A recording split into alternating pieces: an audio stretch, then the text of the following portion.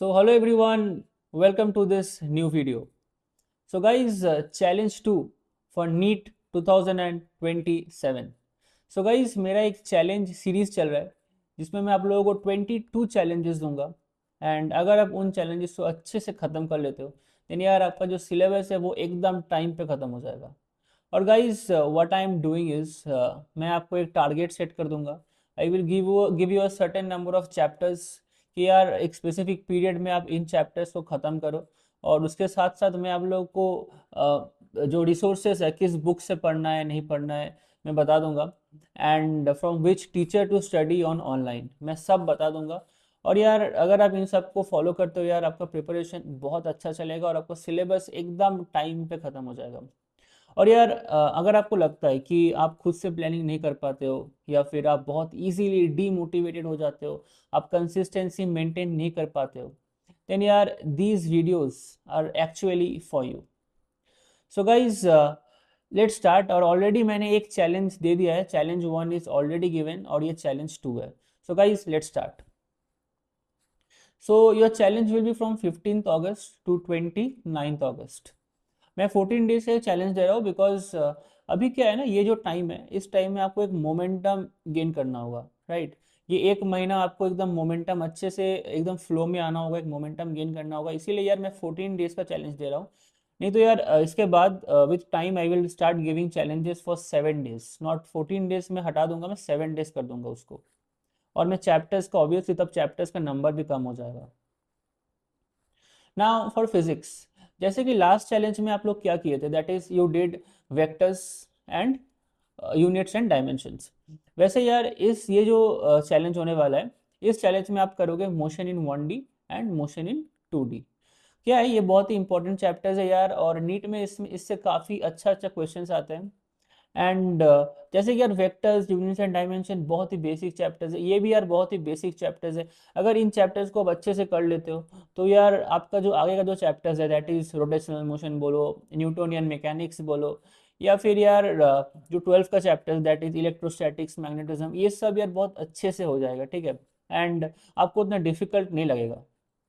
सो यार make this chapters, make your basics very strong.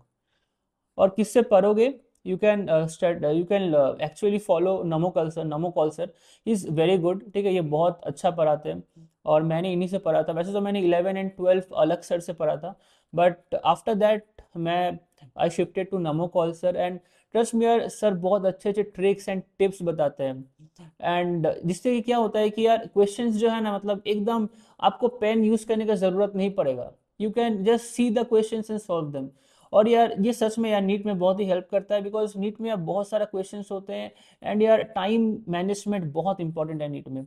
और यार अगर आपको कोई ऐसा मिल जाए जो आपको ऐसा क्वेश्चन सिखाना, मतलब ऐसा तरीके से सॉल्व करना सिखा दे जो you don't have to apply the pain, और सर का यही मोटो रहता है कि यार I will teach in such a way कि you don't have to apply the pain. और ये मेरे को बहुत अच्छा लगा था और यार इसीलिए आई फॉलो नमोकॉल सर। वैसे तो यार आपको जो भी टीचर सूट करता है आप फॉलो कर सकते हैं उनको, all teachers are good but I followed नमोकॉल sir. Next is how will you study is take lectures. Lectures देखो, ठीक है, उसके साथ साथ खुद का नोट्स बनाओ, अपने हाथों से लिखो, don't depend on PDF notes. Because यार क्या होता है कि ये स्पून फीडिंग होता है, ठीक है, मतलब पीडीएफ कोई आपको पढ़ा भी रहा है नोट्स भी दे रहा है, इट्स स्पून फीडिंग, एक टू वे ऑफ स्टडिंग नहीं हो रहा है। तो टू वे ऑफ स्टडिंग अगर नहीं होता है ना तो आपको उतना अच्छा इंप्रूवमेंट नहीं मिलेगा अपने आप से। एंड खुद का नोट्स लिखो यार, इससे क्या होता है कि आपको एक कॉन्फिडेंस सेटिस्फेक्शन मिलता है। और क्या होता है ना कि अगर आपसे कोई पूछे कि आपका प्रिपरेशन कैसा चल रहा है तो आपको खुद में डाउट नहीं होगा यार क्या कैसा चल रहा है। तो अगर आपके पास एक कॉपी रहेगा, नोट्स रहेगा, कि आपको खुद भी एक सेटिस्फेक्शन मिलेगा, नहीं I am studying nicely, I am studying quite well and my preparation is going well. ये एक प्रूफ है, ठीक है, कि आपका अच्छा नोट्स, आपका copy good quality notes proves this that your preparation is going quite well. So guys after that you have to solve a basic book. आप एक बेसिक बुक सॉल्व करो, like you can go for DC Pandey NEET version, एक NEET का book आता है DC Pandey का। उसके साथ साथ you can follow NCERT fingertips, जो एकदम जिसमें एकदम यार एकदम बेसिक क्वेश्चंस रहते हैं, ठीक है। तो आफ्टर सॉल्विंग बेसिक बुक जब आपको एक थोड़ा कॉन्फिडेंस ग्रो हो जाएगा, you can go for a standard book like you can go for HC Verma, या फिर you can go for DC Pandey का जो जेई का बुक आता है, उसको आप सॉल्व कर सकते हो। तो गाइज एक स्टैंडर्ड बुक करने का क्या ज़रूरत है, बिकॉज अभी आप देख रहे होगा नीट का क्वेश्चन का स्टैंडर्ड बहुत ही बढ़ चुका है फिजिक्स का। फिजिक्स में काफ़ी डिफिकल्ट क्वेश्चंस आ रहे हैं, तो अगर आप एक जेई मेन लेवल तक का क्वेश्चन नहीं करोगे ना, तो ये बहुत ही रिस्की हो जाता है। तो आई जस्ट वांट दैट कि आप you just be prepared for any type of question, ठीक है, मतलब कोई भी अगर डिफिकल्ट क्वेश्चन आता है तब भी आप प्रिपेयर्ड रहो एकदम। तो जस्ट फॉर बीइंग अगर आपको एकदम प्रिपेयर्ड रहना है for any type of question, you have to solve a good standard book like DC Pandey, HC Verma, कुछ भी एक अच्छा बुक सॉल्व करो। एंड उसके साथ साथ एक बेसिक बुक करो, बिकॉज वो आपको कॉन्फिडेंस देगा, और उसके बाद ही आप एक स्टैंडर्ड बुक सॉल्व करो। और एनसीईआरटी मस्ट लिखा हुआ है, बट एनसीईआरटी में कैसे पढ़ना है मैं लास्ट में आपको बताऊंगा, थोड़ी देर बाद आपको बताऊंगा। फॉर केमिस्ट्री, जैसे कि लास्ट का जो चैलेंज था उसमें आप किए थे some basic concept of chemistry, mole concept, जो एक्चुअली फिजिकल केमिस्ट्री का एकदम बेसिक चीज है, ठीक है। और physical chemistry is actually standing on mole concept. अगर आपको मोल कॉन्सेप्ट अच्छे से नहीं आता है तो फिजिकल केमिस्ट्री कभी नहीं हो पाएगा। And next is, in this challenge, do atomic structure and periodic table. And trust me, these are also the most basic chapters for inorganic chemistry, organic chemistry. अगर आपका atomic structure, periodic table एकदम अच्छे से strong हो जाता है, तब आप एक बहुत ही अच्छे से कर लोगे फिजिक, इनऑर्गेनिक, ऑर्गेनिक, आपको बिल्कुल टफ नहीं लगेगा, बहुत ही इजी। और क्वेश्चन भी यार इनऑर्गेनिक केमिस्ट्री में केमिकल बॉन्डिंग बेस्ड ही आते हैं कभी कभी। तो अगर आपका chemical bonding, atomic structure, periodic table, ये अगर अच्छे से हो जाएगा ना, तो आपको इनऑर्गेनिक, ऑर्गेनिक में कोई दिक्कत नहीं होगा। जैसे कि ऑर्गेनिक में यार हाइपर कॉन्जुगेशन बोलो, या फिर कुछ भी जो इफेक्ट्स आते हैं वो इफेक्ट्स का बात करो, रेजोनेंस बोलो, ये सब कुछ को आपको समझने के लिए ये जो चैप्टर्स है atomic structure, periodic table, chemical bonding, ये आपको बहुत अच्छे से आना चाहिए, ठीक है। रिएक्शन मैकेनिज्म्स बोलो, सब कुछ अच्छे से समझ में आएगा, कुछ डिफिकल्ट नहीं लगेगा। Just make these chapter strong. Next is आप किससे पढ़ोगे, you can follow पाहुल sir. पाहुल sir is really very good, और मैंने इन्हीं से पढ़ा था। ये कॉन्सेप्ट को बहुत अच्छे से एक्सप्लेन करता है, डाउट्स नहीं रहता है, और he is really very good, बहुत डेप्थ में समझाते हैं, and he teachers in English, ठीक है। और यार आप किसे फॉलो कर सकते हो यार, अगर अगर आपको लगता है कि some other teacher suits you better, you can follow, but I prefer Pahul sir, because मैंने उन्हीं से पढ़ा था, और केमिस्ट्री मेरा काफ़ी अच्छा हो गया था इनसे पढ़ने के बाद।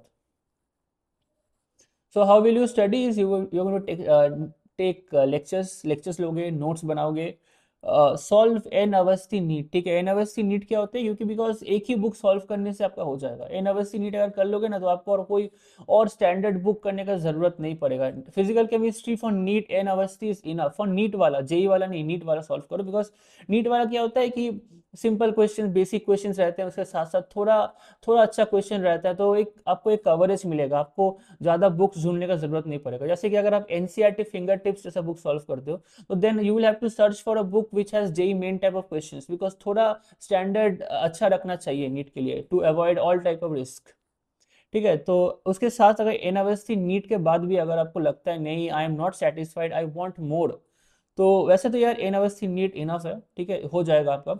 बट अगर आपको फिर भी बहुत और ज़्यादा पढ़ना है, then you can go for the JEE version, ठीक है। जेई वर्जन में और डिफिकल्ट क्वेश्चंस दिया हुआ है।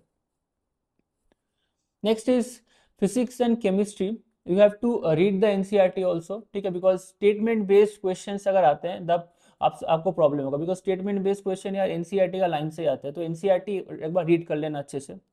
Then solve the basic question, back questions of NCERT, examples of NCERT, ठीक है। एग्जाम्पल्स क्या होते हैं, एग्जाम्पल्स एकदम उठ उठ के same to same examples NEET का पेपर में दे देते हैं, तो यार बैक क्वेश्चंस और एग्जाम्पल्स जरूर करना है आपको for physics and physical chemistry, एकदम खत्म, सारा खत्म कर देना है। सिर्फ फिजिकल केमिस्ट्री नहीं यार, एकदम और ऑर्गेनिक, इनऑर्गेनिक सब में यार एग्जाम्पल्स देखना है, ठीक है। एग्जाम्पल्स बहुत इंपॉर्टेंट है। For botany you have to do bio classification, biological classification, और यार जिसमें यार मोनेरा, प्रोटिस्टा, वो सब आता है, वो चैप्टर अच्छे से कर लेना। उसके साथ यार फ्लावरिंग प्लांट्स, ठीक है, फ्लावरिंग प्लांट्स का 3 chapter, that is anatomy, morphology and sexual reproduction, ये 3 चैप्टर्स बहुत अच्छे से रेडी कर लो, फ्लावरिंग प्लांट्स को खत्म कर दो। वैसे यार इन एनाटॉमी, मॉर्फोलॉजी ये सब पढ़ने में थोड़ा बोरिंग लगता है, तो यार पहले पहले करना ही अच्छा है, ठीक है, मेरे को लगता था। So guys, for biological botany, do biological classification and flowering plants का 3 चैप्टर्स अच्छे से खत्म कर लेना। Anatomy, morphology and sexual reproduction किससे पढ़ना है, from Tarun sir. Tarun sir बहुत अच्छा पढ़ाता है, मैं इन्हीं से पढ़ा था। एंड वो सारा कंसेप्ट को बहुत अच्छे से एक्सप्लेन कर देते हैं। एनसीईआरटी पूरा अच्छे से हो जाएगा आपका। और यार अगर आपको, मैं फिर बोल रहा हूँ, अगर आपको लगता है कि कोई और टीचर आपके लिए अच्छा है, you can follow that teacher. I prefer Arun Tarun sir because I studied from him. और यार जूलॉजी के लिए एक चैप्टर अच्छे से तैयार कर लेना, that is breathing and exchange of gases. उसमें यार मैकेनिज्म ऑफ ब्रीदिंग, जो बेसिक्स है रेस्पिरेशन का, वो सब ग्राफ्स जो है सब अच्छे से कर लेना ख़त्म। एंड ये चैप्टर काफ़ी इंटरेस्टिंग है और पढ़ने में भी अच्छा लगेगा आपको। टीचर यार एमडी सर से पढ़ो, Manish Dubey sir, he is very good. वो सब सारा कंसेप्ट अच्छे से समझा देते हैं, मैंने इन्हीं से किया था। एंड आपको यार जूलॉजी आप एकदम, मैं बोलूँगा जूलॉजी इन्हीं से पढ़ो, he is really very good, ठीक है। वैसे यार आपके ऊपर है, आपका चॉइस है। सो कैसे पढ़ना है, लेक्चर करना है, नोट्स तो लिखना है, और नोट्स बनाते बनाते अच्छे से डायग्राम्स बनाना, ठीक है, खुद से हाथ से डायग्राम्स बनाना। क्योंकि होता है कि जब डायग्राम बना बना के पढ़ोगे ना, तो एक बोरिंग चैप्टर की बहुत इंटरेस्टिंग लगता है when you will start making your own diagrams and notes, ठीक है। तो इसमें यार बायोलॉजी में प्लीज़, अगर आप सिर्फ पढ़ रहे हो और NCERT line by line mark कर रहे हो, तब बायोलॉजी आपको बहुत ही बोरिंग लगेगा। तो मेक नोट्स, मेक डायग्राम्स, ठीक है, मार्क लेबलिंग लेबलिंग कर करके मार्क एकदम नोट्स बना बना के पढ़ो with colour, with using colours and everything. इससे क्या होगा, आपको बायो बहुत ही इंटरेस्टिंग लगता है, ठीक है। मेरे को पहले बोरिंग लगता था, but then I use this technique and my bio also became very interesting. So guys, उसके बाद NCERT is a bible, you know. NCERT line by line read करना है, अच्छे से एकदम रीड करना है। Make notes from NCERT, write important lines from NCERT. Solve a good book like NCERT fingertips, मैं बोलूँगा बहुत अच्छा बुक है। एंड इसमें यह सारा कंसेप्ट दिया हुआ है। द मेन थिंग इज सब कुछ कंसेप्ट, मतलब all type of questions like your statement based, assertion reasons, जितने भी डिफिकल्ट क्वेश्चंस आ सकते हैं सब कुछ दिया हुआ है। So you can go for NCERT fingertips in case of botany and zoology. Next is you can start giving chapter wise test now, because mock test और चैप्टर वाइज आप दे सकते हो, बिकॉज काफ़ी चैप्टर्स आपका हो गया है अभी, तो एक दो चैप्टर करके आप दे सकते हो। Don't go for full syllabus test, because अभी क्या है कि फुल सिलेबस टेस्ट देने से कोई फायदा नहीं है। चैप्टर्स को स्ट्रॉन्ग करो तो अल्टीमेटली फुल सिलेबस भी अच्छा ही हो जाएगा आपका। तो गो विथ चैप्टर वाइज, ठीक है, चैप्टर वाइज को अच्छे से करो। Make your chapter strong, and which will give you a big benefit when you will go for full syllabus test. Full syllabus test अभी नहीं है, आपका सिलेबस पूरा खत्म हो जाएगा, उसके बाद फुल सिलेबस टेस्ट स्टार्ट करना बेटर है। So guys, this is all I have to say. And यार फॉलो करो यार, बिकॉज इससे क्या होगा, आपका सिलेबस एकदम टाइम पे बहुत अच्छे से ख़त्म हो जाएगा, और प्रिपरेशन बहुत अच्छा हो जाएगा, और नीट भी आपका काफ़ी अच्छा होगा। So guys, stay tune with me, and मिलते हैं यार किसी और वीडियो में। और अगर आप तो सब्सक्राइब नहीं किया चैनल को, प्लीज़ यार कर लो। Good bye.